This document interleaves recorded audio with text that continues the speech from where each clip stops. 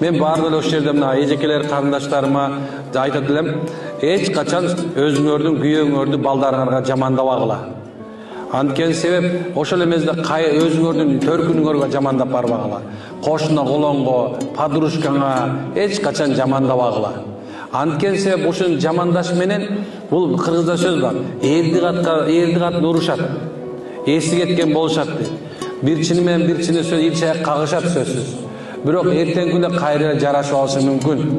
Мына ошо жарашкандан кийин эртең ошо менен катышышың керек болот, тыйынышың керек, басышың керек болот. Бирок бир күнү болсо бир күнү бир душманың сени шерменде кылат. Күйөөңдү бир жерден сындырат. Балаңды бир жерден сындырат.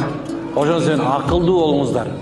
Бул үммөттүн аялдары негизи акылдуу, унутпагыла.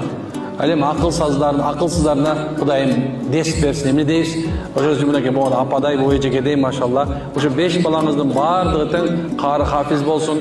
Дайым такай бактылуу болуңуз машалла.